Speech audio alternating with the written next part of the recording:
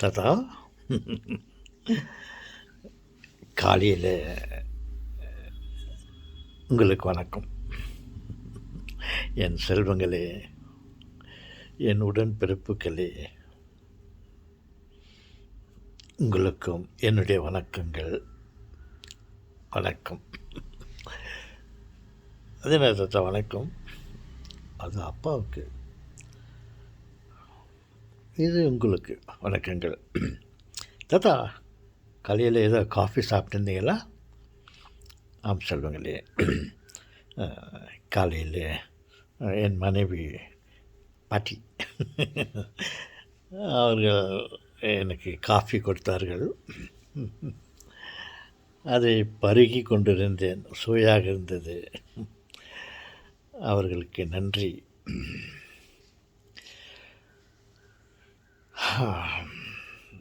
என் செல்வங்களே, நன்றி. ஒரே வார்த்தையை சொல்லிவிட்டேன். இந்த காஃபியை நான் குடிப்பதற்கு முன் இந்த காஃபி எனக்கு எப்படி கிடைத்தது என்று யோசித்து கொண்டே நான் குடித்தேன். ஆம், என் அருமை மனைவி செல்லக்குட்டி. தாத்தா, பாட்டியை வந்து செல்லக்குட்டின்றீங்கோ? ஆம் சொல்லுங்களே, குட்டி, குழந்தை. அவர்கள் தான் எனக்கு முதல் குழந்தை, முற்றிலும் குழந்தை. ஓகே, இந்த காஃபியை குடித்தார்களே என்று சுவைத்து கொண்டே நான் நினைத்தேன், இந்த காஃபி எனக்கு எப்படி வந்தது என்று பார்த்தால், என் மனைவியின் கையிலிருந்து எனக்கு கிடைத்தது. அதை நான் குடித்தேன். இந்த காஃபி எப்படி வந்தது என்று யோசித்து கொண்டே குடித்தேன். அது ஒரு பெரிய கதை. ஓகே, அது ஒரு பெரிய கதை. இந்த காஃபியை நான் குடிப்பதற்கு முன் இந்த காஃபி கொட்டையை, காஃபி பவுடரை கடையிலிருந்து வாங்கினேன். அந்த கடைக்காரன் மற்றொரு கடையிலிருந்து வாங்கினான், ஒரு விவசாயிகளிடமிருந்து வாங்கினான். அந்த விவசாயி அந்த காஃபி கொட்டையை, அந்த காஃபி பவுடரை எப்படி பெற்றான் என்றால், இரத்த வேர்வை, வெயிலிலே, வெயிலிலே உழைத்து மண்ணை தோண்டி அதை பதம் படித்து அந்த மண்ணுக்குள்ளே ஒரு விதையை போட்டான், காஃபி விதையை. அந்த காஃபி விதை முளைப்பதற்கு முன் இவன் அதற்கு தண்ணீர் ஊற்றினான். சில நாட்களுக்கு பிறகு அது முளைக்க ஆரம்பித்தது. அதை பாதுகாப்பாக அதை வளர விட்டான். அது வளர வளர அதை பாதுகாத்து கொண்டே வந்தான், உழைத்தான். விவசாயி அந்த காஃபி கொட்டை செடியை பக்குவமாக அது வளர்ந்து வரும் வரையில் அதை காப்பாற்றி கொண்டு வந்தான். அந்த காப்பாற்றி கொண்டு வந்த செடி ஒரு நன்றி கடனாக அவனுக்கு அதில் காஃபி கொட்டைகளை விட்டது. அதை பறித்து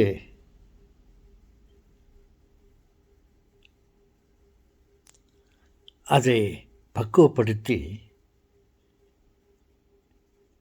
கடைகளில் விற்பனைக்கு கொடுத்தான்.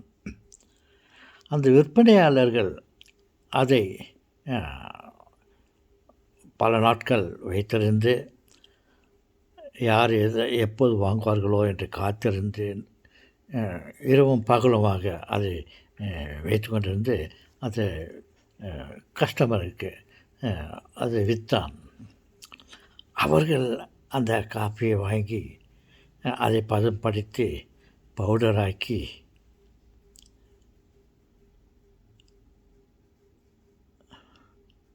கடையில் விற்றார்கள். அதை நாம் கடையிலேருந்து வாங்கிட்டு வந்து அதை செய்வதற்கு அந்த காஃபியை உருவாக்குவதற்கு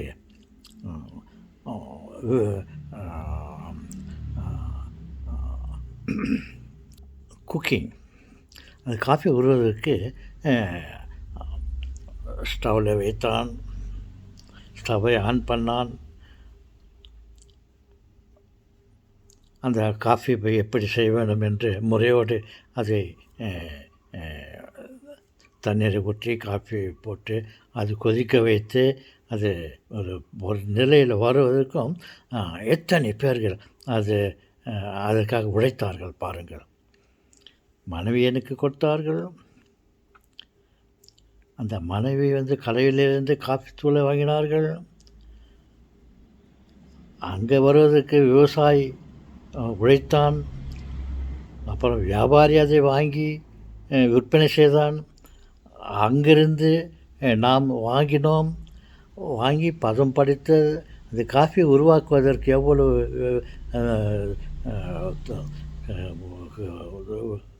உடல் உழைப்பை பெற்று நமக்கு காஃபி எனக்கு கிடைத்தது. அதை நான் சுவையாக சாப்பிட்டேன். பாருங்கள், அந்த காஃபி எனக்கு கிடைப்பதற்கு முன் எத்தனை பேர் அதுக்காக உழைத்திருக்கிறார்கள்.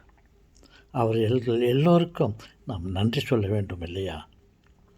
அப்படி என்று நான் நினைத்து கொண்டே உங்களை பார்த்து இந்த கதையை சொல்லலாம் என்று சொல்லுகிறேன். பாருங்கள், ஒரு பொருள் நமக்கு கிடைப்பதற்கு முன் அது எத்தனை இடங்களிலே இருந்து அது நமக்கு கிடைக்கிறது. அதற்காக எத்தனை பேரெல்லாம் உழைத்திருக்கிறார்கள். கடவுளுடைய ஆசிரால் இவைகளெல்லாம் நடைபெற்றது.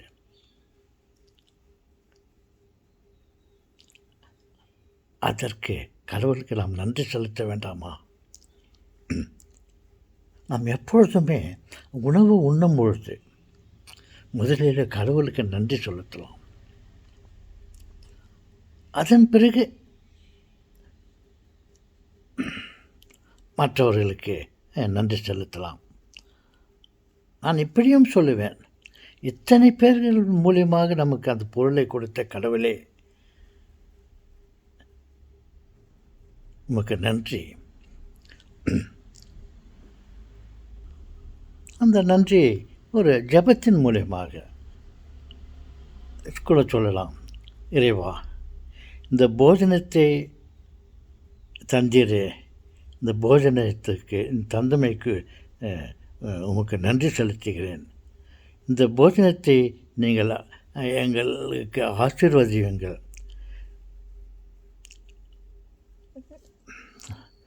இறைவா, நான் புசிக்கப் போகிற அந்த போஜனத்தை எங்கள் ஆண்டவராகிய இயேசு கிறிஸ்துவாகிய திருமுகத்தை பார்த்து அவர் வழியாக இதை ஆசீர்வதித்திரளும் இறைவா என்று நாம் சொல்லுவோமா? மூலப்பொருளும் முற்றிய பொருளும் வரையும் கடவுள் நமக்கு பாதுகாப்பாக இருந்து நமக்கு அந்த காஃபியை கொடுத்தார், அந்த உணவை கொடுத்தார். பாருங்கள், காலையிலே எனக்கு ஒரு மாதிரி களைப்பாக இருந்தது.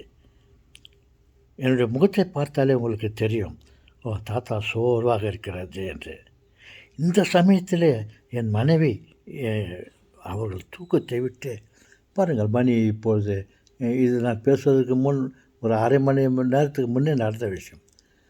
ஓகே, ஒரு 5 மணிக்கு அவர்கள் எழுந்து இவருக்கு காஃபி கொடுக்க வேண்டும், டயர்டாகிறாரு, லோ சுகர் ஆகிடப்போகுதுன்ட்டு கஷ்டப்பட்டு எனக்கு இந்த காஃபியை செய்து கொடுத்தார்கள். ஓகே செல்வங்களே, நாம் என்ன சொல்வது என்றால், நாம் சாப்பாடு நம்ம உண்பதற்கு முன் முதலில் கடவுளுக்கு நன்றி செலுத்தலாம். அதன் பிறகு எல்லோருக்கும் நன்றி செலுத்தலாம்.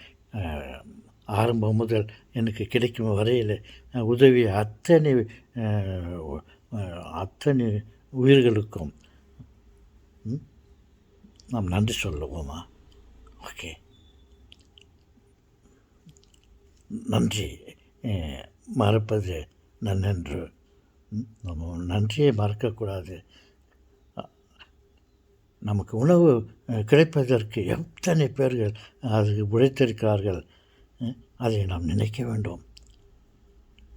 எத்தனை பேர் உழைத்திருக்கிறார்கள், மழையிலிருந்து, தண்ணீரிலிருந்து, மண்ணிலிருந்து, மனித உழைப்பிலிருந்து நமக்கு கிடைத்த உணவு சாதாரணமாக கிடைக்கவில்லை. நாம் கடவுளுக்கு நன்றி செலுத்துவோம்.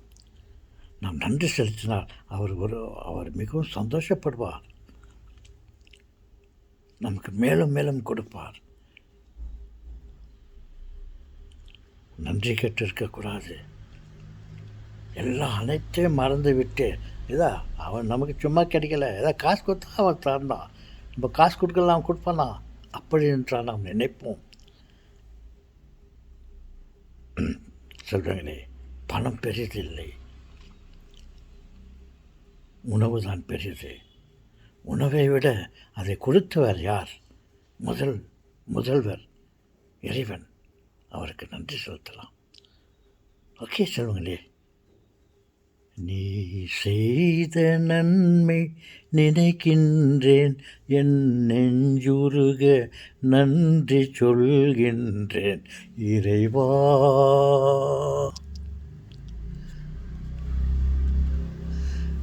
இறைவா, இறைவா, இறைவா, உன்னிட உணவும் உடுத்திட உடையும் ஒரு குறையின்றி காத்து வராய், காத்து வந்தாய், காத்து வருகிறாய், காத்து வருவாய். நன்றி இறைவா, நன்றி. உமது இரக்கத்தை எப்பொழுதும் நாங்கள் பெற்றுக்கொண்டே இருக்க எங்களை பெற்றுக்கொண்டே இருக்க எங்களுக்கு வரம் தாரும், இருக்க வையும் இறைவா. நன்றி.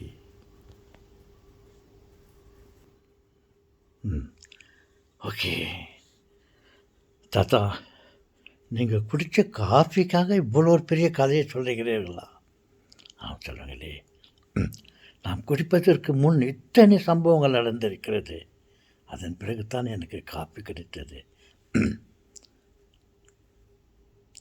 முதலில் என் மனைவிக்கும் அங்கேயிருந்து வந்து கடவுளுக்கும் நன்றி சொல்வது இன்னும் சிறந்ததாக கடவுளை நினைப்பார். ஓகே சொல்லுங்களே. வணக்கம்.